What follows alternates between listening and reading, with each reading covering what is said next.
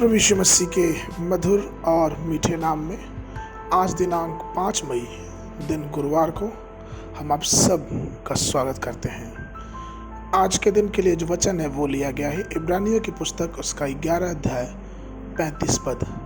वचन कहता है, स्त्री ने अपने मरे हुए को फिर से जीवित पाया, कितने तो मार खाते खाते मर गए और छुटकारा भी न चाहा, इसलिए कि उत्तम पुनरुत्थान के भागी हों।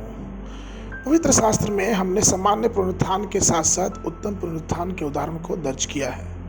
हम पवित्र शास्त्र में पढ़ते हैं कि धन्य और पवित्र वह हैं जो इस पहले पुनरुत्थान का भागी हैं। ऐसे पर दूसरी मृत्यु का कुछ भी अधिकार नहीं, पर वे परमेश्वर और मसीह के याजक होंगे और उसके साथ 1000 वर्ष तक राज्य करेंगे। इब्रानियों उसके 11:35 में हम पढ़ते हैं कि किस प्रकार से महिलाओं ने अपने मृतकों को फिर से जीवित पाया।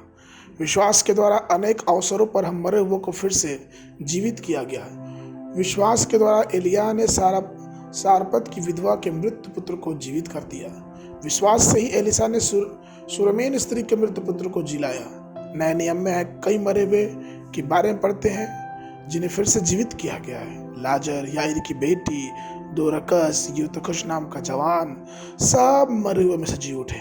परमेश्वर कई संत हैं जो मृत्यु की घाटी से गुजरे और जीवन में वापस भी आए। जबकि ये सभी इतने अद्भुत हैं, फिर भी वे सामान्य पुनरुत्थान के श्रेणी से संबंधित हैं, क्योंकि इन सभी को अंततः मरना ही है। उसी समय परमेश्वर के कई संत थे जिन्होंने शहीदों के रूप में अपने जीवन को प्रभु के लिए बलिदान कर दिया और खुद को पहले पुनरुत्थान का हिस्सा बनने के लिए समर्पित किया। कलीसिया के शुरुआती दिनों में एक रोमन गवर्नर था जिसने 40 विश्वासियों को एक साथ हाथ पैर बांध के उन्हें जमी हुई बर्फ के ब्लॉक पर रख दिया। उसने उनसे कहा कि यदि वे यीशु मसीह पे अपने विश्वास से इनकार कर देंगे तो वो उन्हें उस जमी हुई बर्फ से मरना न पड़ेगा। यह सुनकर वो स्थिति को सहन करने के असमर्थ में से 40 में से एक ने यीशु मसीह पर विश्वास से इनकार कर दिया और एक स्वतंत्र व्यक्ति के रूप में चला गया। उस समय प्रभु ने उस राज्यपाल की आंखें खोली और वह परमेश्वर के स्वर्गदूतों को उनके हाथों में महिमा में मुकुट के साथ स्वर्ग से उतरते देखा। 40 स्वर्गदूतों में से उसने देखा कि एक स्वर्गदूत दुखी होकर पीछे जा रहा है, क्योंकि विश्वासियों में से एक ने यीशु पर विश्वास करने की बात को अस्वीकार कर दिया। तभी राज्यपाल को ईसाइयों की उत्सुकता और उनकी आस्था का एहसास हुआ। वह समझ गया कि मसीही जीवन ताज प्राप्त करने का जीवन है।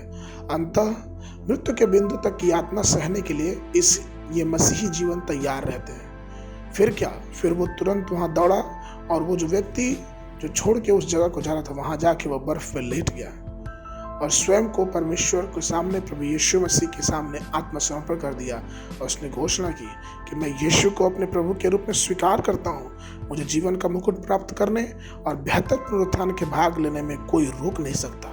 और जिस स्वर्गदूत ने हिचकिचाहट के साथ अपने पीछे कदम हटाए थे, उसने उस गवर्नर को देखा और फिर आके उसके सिर पे जीवन का ताज रख दिया। प्रभु के लोगों, अपने जीवन के अंत तक विश्वास योग्य रहें ताकि हम और आप उत्तम पुनरुत्थान के योग्य बन सकें। इसलिए प्रभु पर विश्वास करें, अनंत जीवन हमारा है। आज के मन के लिए 1 कुरिन्थियों की पत्री उसका 15 अध्याय उसके 52 पद में, और यह क्षण भर में पलक मारते ही पिछली तुरही फूंकते ही होगा, क्योंकि तुरही फूंकी जाएगी और मुर्दे अविनाशी दशा में उठाए जाएंगे और हम बदल जाएंगे। सुबह के समय बाइबल अध्ययन के लिए 1 राजा की पुस्तक उसका 19 और 20 अध्याय, संध्या के समय लूका रचित सुसमाचार उसका 23 अध्याय 1 पद से लेकर 25 पद तक। परमेश्वर आप सबको आशीष